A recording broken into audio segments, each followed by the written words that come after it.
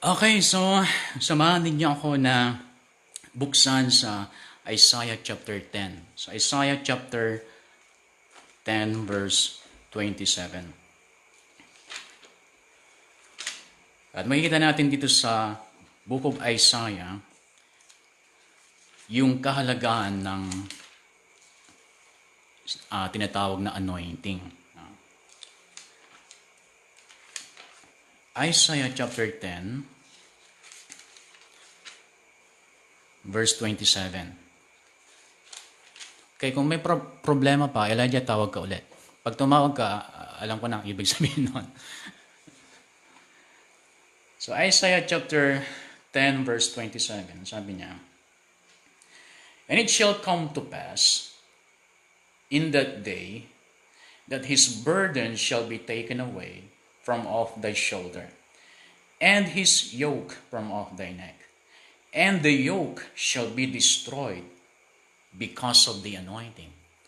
So meron siya na topic dito, meron siya nabanggit na, and the yoke shall be destroyed because of the anointing.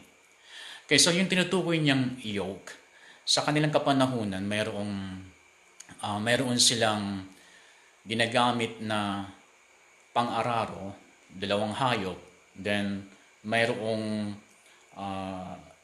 ginawang yoke, ganyan yung shape niya, na pagsasamahin niya yung dalawang hayop para yung puwersa ng dalawang hayop ay magkaisa, mas malakas pag ito ay gagamitin nilang pang-araro. And then, pag ito ay tumigas, mahirap tanggalin sa leeg ng mga hayop. At ang makakatanggal lang nito kapag ito ay i-anoint ng oil.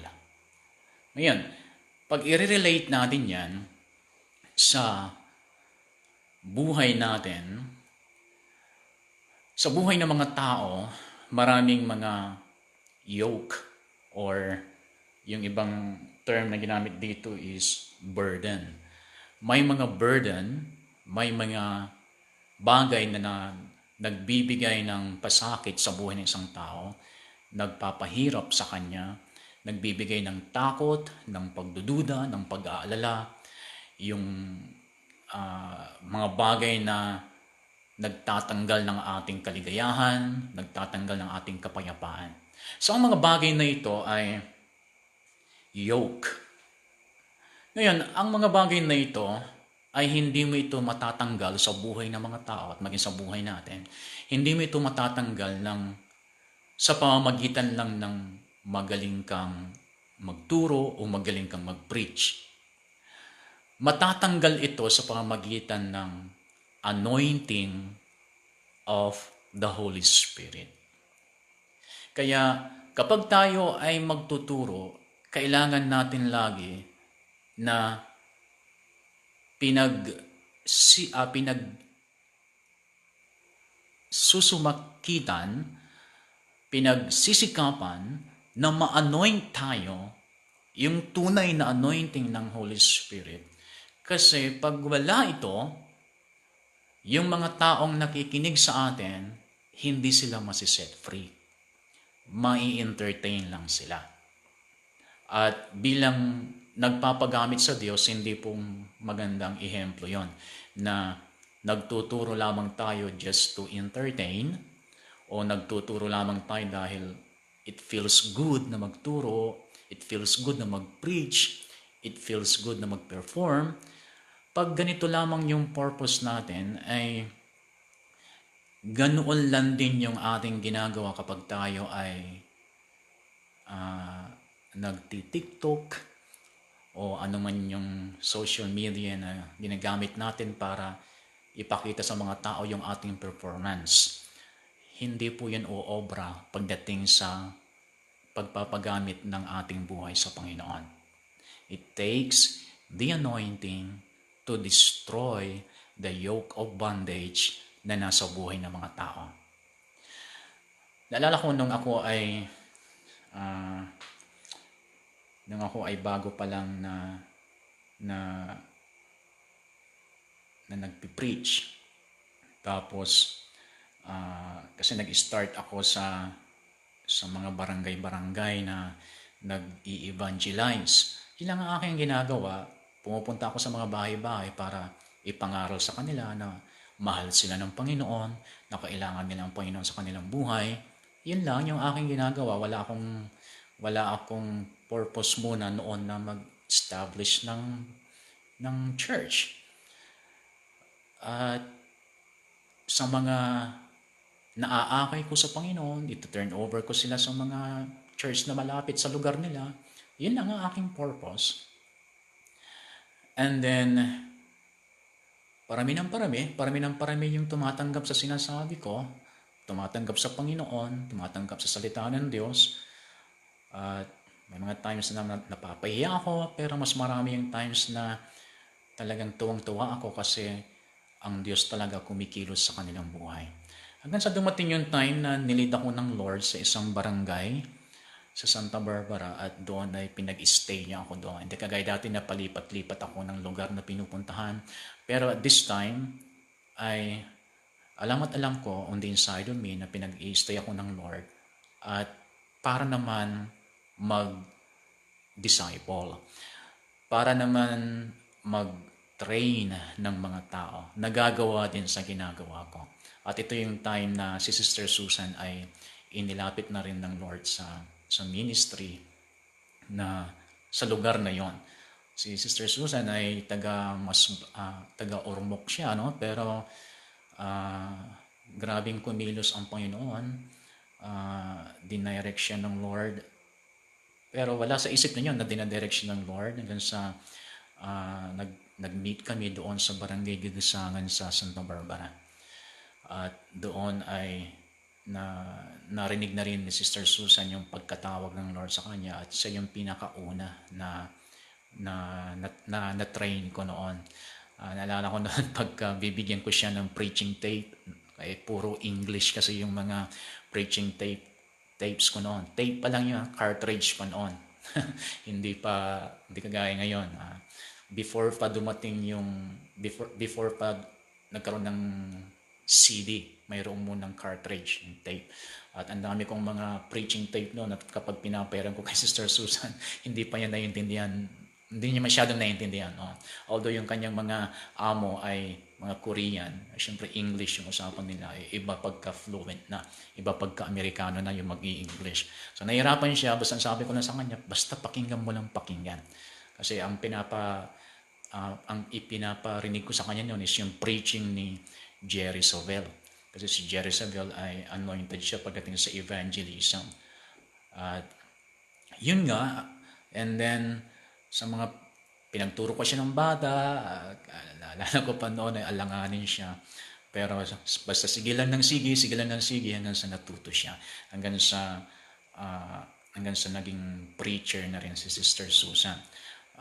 Sasabihin ko lang hindi ko dinadown si Sister Susan, pero proud nga ako na sabihin yun na si Sister Susan ay wala siyang education, pero pag siya mag-preach, matindi si Sister Susan pag mag-preach. At yung kanyang pag-akay ng mga tao, grabe. Doon naman masasabi na anointing talaga ang kumikilos sa kanyang buhay. And actually, karamihan sa mga nag-attend sa Overcomer Church dito sa Santa Barbara, siya yung pinakamaraming naakay. Siya yung pinakamaraming may napapa-attend sa Overcomer. Yan. So, and then nung napunta na doon, sa barangay na yon, from that barangay, nilid ako ng Lord na ipursu, na ilagay sa bayan yung ministry.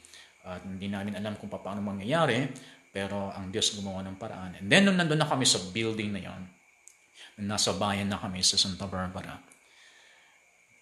hindi ko alam ang gagawin ko, kasi wala akong experience sa pagpapastor. And then isang gabi, Wednesday, basta nag-announce lang kami ng Bible study. Hindi ko alam kung nandun pa si Sister Susan noon or umuwi siya sa Ormoc sa time na yon. So nag-announce kami ng Bible study ng Wednesday. Pero hindi ko alam ang gagawin at sa time na yon hindi pa ako marunong kumanta. Konti lang, pero hindi ako marunong mag-gitara. Pero sa time na yun, syempre, prayer meeting yun, kailangan may music. So sabi ko, Lord, hindi ako biyasa sa pagtugtog, sa pagkanta, hindi masyado. Pero alam ko, kakayanin ko dahil noon ay sumasabay-sabay na rin ako sa mga kanta ni Don Moen. And then sa oras na yon, naninervyos na ako kasi alam kong darating na yung mga in-invite namin na mag-prayer meeting. So, nininervyos na ako. Sa aking nervyos, 1 hour before na mag-start yung prayer meeting, naggigitara na ako. At kahit mali-mali, sintonado talaga yung tunog, mali-mali yung aking mga chords kasi tinignan ko lang sa chord chart bago kami nag-start. And then, hanggang sa hindi ko namalayan, nandyan na yung mga tao. Hindi ko namalayan, nandyan na yung mga tao. Naggigitara pa rin ako. Naisip ko ngayon parang... pero magandang resulta kasi kumakanta ako, ang favorite kong kanta yun doon ay I Just Want to Be Where You Are. Yan ang isa sa mga favorite worship songs ko. I just want to be where God's presence is. So, uhaw na uhaw ako sa presensya ng Panginoon. And then, bigla na lang may humagulgol. And then, dahil sa humagulgol siya, na-catch yung attention ko, minulat ko yung aking mata, ay marami na pala nandoon. Na nag-worship na rin, nakaluhod na rin sila, nagtataas na rin sila ng kanilang kamay. At dahil sa ganun na nakita ko, itinuloy ko na lang yung pag-worship. Hindi na ako nagturo kasi hindi ko naman alam ang gagawin ko kasi first time kong mag-conduct ng prayer meeting. Kasi nung ako'y nasa Bible school, ang aking training is to evangelize talaga. To preach the word of God kahit saan, sa hospital, sa park, sa bilangguan, sa DSWD, kung saan-saan yung aming assignment sa Rema. Kaya nasanay akong mag-preach to the unbelievers.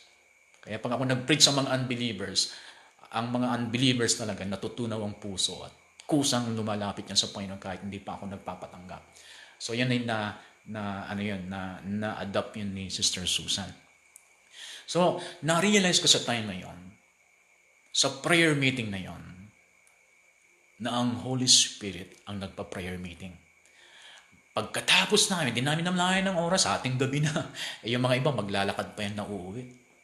Ay, excited yung mga nag-attend ng prayer meeting at nagtatanong sila kaagad kung kailan ulit. So, doon ko na-realize na mas marami kang ma-accomplish sa pamamagitan ng anointing kumpara sa husay at galing natin. Mas marami tayong ma-accomplish kapag may anointing.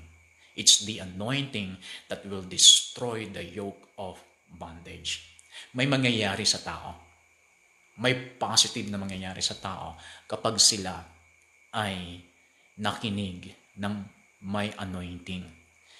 Pag sila ay nilid mo sa worship na may anointing, may mangyayari sa buhay nila. Kapag sila ay nakinig sa preaching natin, sa teaching natin, in the power of the anointing of the Holy Spirit, may mangyayari sa kanilang buhay.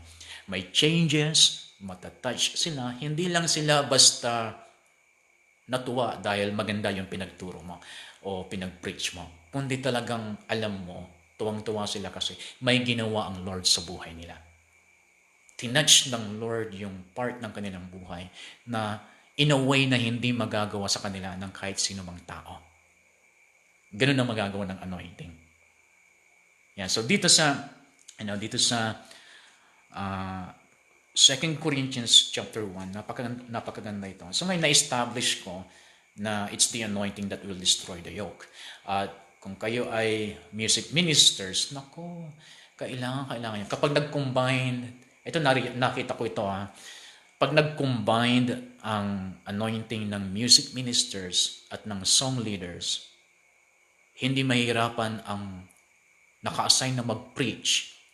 Kasi doon sa combined anointing ng music ministers at ng worship leaders, sa pamamagitan nun, bukas na yung puso ng mga tao. Prepared na to receive the word. So ang preacher ngayon, hindi niya kailangang magbomba pa para mag-prepare magbukas yung heart ng mga tao. Hindi niya kailangang magbomba pa kasi bukas na. Ready nang tamnan ng salita ng Diyos kaagad. Pero kung hindi anointed ang music ministers at hindi anointed yung worship leaders, hirap yung minister na magpipreach kasi kailangan niya munang magbungkal bago siya makapagtanim. Kaya yung mga music ministers natin, yung mga worship leaders natin, napakalaki ng inyong obligasyon. Kaya kung kayo ay magpapakanta, halimbawa ng Sunday, pag okay na yung sitwasyon, magpapakanta kayo ng Sunday, tapos Sabado ay puyat kayo sa Facebook. Nako, kung hindi lang siguro sa grace ng Lord, walang magiging magandang accomplishment. And sometimes, yung grace ng Lord is greater than our weaknesses. Kaya sa kabila ng ating walang preparation, ay kumikilos pa rin siya kahit papano. Pero hindi laging ganon. Hindi laging ganon. Nais ng Lord na mag-grow tayo sa grace ng Lord. Nais niya mag-grow tayo with a heart to minister to the heart of people. Kasi kung ang passion mo is to set people free for the glory of God, then you need to prepare your heart. Kung hindi ka nagpe-prepare ng heart mo to play music and to worship, to lead people to worship, kapag wala kang heart, wala kang desire to set people free, ito hindi lang kung bakit yung preparation natin ay hindi siya ganun ka-intense. But if you have a heart to set people free for the glory of God, then yung preparation mo magiging intense. And in return, God will bless you. In every aspect of your life then, He will bless you. He will bless you physically, He will bless you financially, and in every area of your life, you will be blessed. If you have a heart to set people free. Kasi yan ang heart ng Lord. Yan ang heart ng ating Diyos. Gusto niyang ma-set free ang mga tao. At ginagawa niya yun through the anointing. At yung anointing, tayo yung daluyan. Hindi pwedeng ang anointing wala siyang daluyan. Tayo yung vessel. Tayo yung instrument ng God for His anointing to flow and to move and set people free. So actually, you are not waiting for the anointing na bumagsak. Katulad ng mga kinakanta nating anointing fall on us. No, you are not waiting for the anointing to fall from somewhere. The anointing must flow from within you. Kaya kung ikaw ay nag-imbak ng anointing sa puso mo, then makapal yung anointing na mag-flow sa kalagitnaan ng mga tao. Kaya you need to prepare your heart kapag kayo ay magpapagamit sa Lord. Kapag kayo ay naka-assign to preach, to teach, may live schedule kayo. Huwag kayo masyadong excited in a way na wala na kayong preparation kasi excited na kayo doon sa schedules ninyo. No. Kailangan ma-excite kayo to prepare yourself dahil sa isang oras na yun or 30 minutes or 15 minutes na gagamitin kayo ng Lord, somebody will be set free. Somebody will be touched by the Lord. Somebody will be blessed. Somebody will grow. Somebody will be changed. At hindi mangyayari yun without preparation. So sa preparation, you need to pour out your heart before God. You need to cry before God. Not begging Him, but you are crying because nakikita mo yung pagkukulang mo at yung pagkukulang mo sa kanyang presensya, hinahanap mo sa ibang bagay, hinahanap mong punuin ito ng ibang bagay. So yan ay nakikita mo na ganun ang sitwasyon, kaya ka napapaiyak.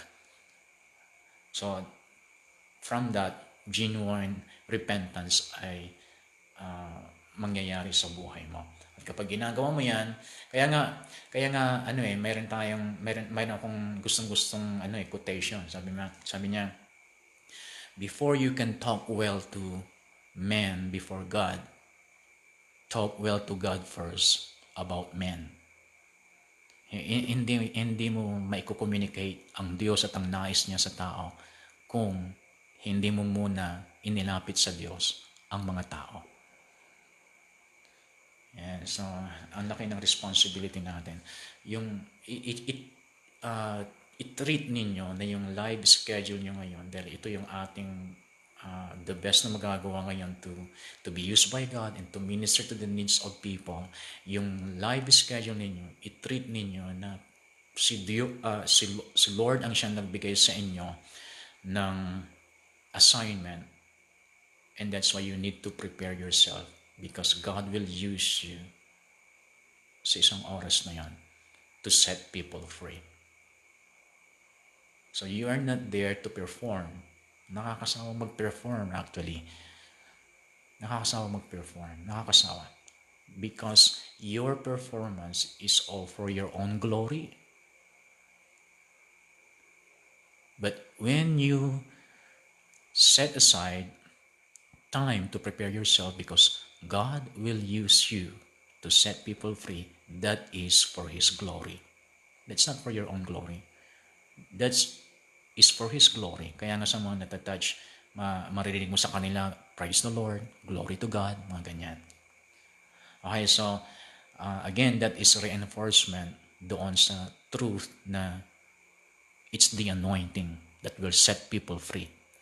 Not your skills, not your gift, not your talent, but the anointing of the Holy Spirit. Okay, so 2 Corinthians chapter 1, 2 Corinthians chapter 1, ano ko yung time dahil siguro mga 10 to 15 minutes tatapusin ko ito. Okay, so 2 Corinthians 1:21. Napakaganda ang sinabi ng Bible dito kasi makikita mo dito yung katauhan mo. Kung sino ka nung ikaw ay nakipag-isa kay Jesus Christ. Ito ka na ngayon. Nung ikaw ay nakipag-isa kay Jesus Christ, ito ka na ngayon. 2 Corinthians 1:21. Sabi niya, now, He which establishes us with you in Christ and hath anointed us is God. So dito, yung word na anointed, past tense. So we are already anointed. Paano? In Christ Jesus. In Christ Jesus, God has anointed us. Sino ba si Christ? So minsan pag sinabi natin Christ, akala natin apelyido ni Jesus Christ. Jesus Christ. At dahil sa ito ay ginagamit na ng mga Amerikano na pangmura, Jesus Christ, ginawa ng expression, hanggang sa dumating yung time na parang wala nang dating sa atin yung pangalan na Jesus Christ. Yung word na Christ, sa Hebrew word talaga niya yan is Messiah. At yung Messiah, ang kanyang talagang pinaka-meaning, English meaning, is the Anointed One. Christ means the Anointed One. Kaya kung sinabi mong Jesus Christ, ibig sabihin, Jesus the Anointed One. At pag sinabing the Anointed One, ibig sabihin, siya ay burden remover, yoke destroyer. So every time na, actually pagbabasahin mo yung Bible, especially the epistles of Paul, yung mga sulat ni Paul, Romans, Galatians, Ephesians, Corinthians, yung mga sulat ni Paul, kapag na-meet mo yung word na Christ, ilagay mo yung kanyang meaning, the Anointed One. Alam niyo, mas makikita po ninyo kung ano talaga ang meaning nito at kung anong gusto niyang ibig sabihin. Actually, magkasama yan. Pag word na Christ, ang ibig sabihin niyan talaga, the Anointed One and His anointing. Kaya, example, Philippians 4:13. Sabi niya, I can do all things through Christ. Ang pinaka-meaning yun ganito. Yung meaning ng Christ, ilagay natin yung meaning ng Christ, maintindihan natin kung anong ibig sabihin ng Philippians 4:13. Masigit pa sa sinabi ni Stephen Curry. Masigit pa doon ang meaning ng Philippians 4:13. Ilalagay ko yung meaning ng Christ. I can do all things through the Anointed One and His anointing that gives me strength. So yun talaga ibig sabihin, no? Pag hindi mo alam yung meaning ng Christ, akala mo simple-simple lang. I can do all things through Christ. Sulat mo sa sapatos, sulat mo sa damit, sulat mo sa pader. I can do all things through Christ. And yun, hindi natin talaga ibig sabihin noon kasi hindi na natin alam yung meaning ng word na Christ. Hindi natin alam na ang word na Christ pala, ibig sabihin, the anointed one and His anointing. And through the anointed one, we can do all things. And through His anointing, we can do all things. Kaya pag nagbasa kayo ng Bible, pag na-meet nyo ang word na Christ, ilagay nyo ang kanyang meaning. The anointed one and His anointing. Mas malalaman ninyo kung ano talaga ang nais iparating ng Lord sa iyo sa mga scripture verse na ito using the meaning of Christ, the anointed one and His anointing. At ngayon dito, in Christ, the anointed one and His anointing, we are also anointed. Because we are now in Christ, the anointed one and His anointing, that is the reason why we are also anointed. Because of Christ, the anointed one and His anointing. So you are anointed. Pero bakit pag tayo ay nagpapagamit sa Lord, walang evidence of anointing? Alam niyo kung bakit? Ganito yan. Minsan bumili ako ng pineapple juice. Kasi ako mahilig ako sa pineapple. Prutas or juice, basta yung hindi yung mga artificial flavor, basta yung juice mismo. At yung prutas mismo. So minsan bumili ako ng pineapple juice. Nasa biyahe ko noon. So bumili ako ng pineapple juice. And then there's sabik na sabik akong inumin. Nakalimutan kong i-shake. Nakalimutan kong sinake yung pineapple juice. So pag inom mo ganyan, ba't ang tabang? As in, ang tabang. Parang gusto kong itapon dahil hindi ko talaga gusto yung lasa. Ang tabang talaga. Hindi naman ako masyadong ma-sugar, pero talagang as in, ang tabang talaga yung aking pagkakalasa. Hanggang sa, tinitiis ko lang, pero pagdating sa bandang huli, sobrang matamis naman. So, ano nangyari? Ang nangyari, hindi na-stir up yung pineapple juice. Kaya, dahil sa hindi na-stir up, then hindi ko nakita yung evidence na matamis pala yung juice na yon. Sa ating buhay, pag hindi na-stir up yung ating heart, pag hindi na-shake yung ating heart, then ito ang reason kung bakit walang evidence na tayo ay anointed. At yung word na stir up, pag nabasa niyo ang Bible sa stir up, tulad ng sinabi ni Paul kay Timothy, that stir up the gifts within you. Pag sinabing stir up, ang tinutukoy niyan, intense prayer. Hindi yung basta-basta nag-pray lang na para ka lang bumubulong at mayroon kang binabasa at sinusundang pattern and then amen. Ang tinutukoy niya dito is yung nag-aapoy na panalangin. Pag nag-aapoy yung panalangin mo, nai-stir up yung heart mo, yung anointing, lalabas ang kanyang flavor sa buhay mo. Kaya kung hindi tayo nag-i-stir up, hindi tayo nagpipray, walang intense prayer na ating ginagawa. Ito ang dahilan kung bakit yung ating pag-share parang walang power, yung ating pag-testimony parang walang dating, yung ating pagpapakanta parang walang nangyayari, parang pag tayo nagsalita, parang nagbabounce lang dyan sa pader o sa selling yung ating sinasabi at bumabalik sa atin. Parang bumabalik sa atin. Yeah, so, but remember that you are already anointed. Ngayon, last 5 minutes, mag-jump na lang ako. Pupunta tayo ngayon sa 2 Timothy. Ito naman yung nagsasabi ng bahagi sa preparation natin para mag-flow yung anointing from within.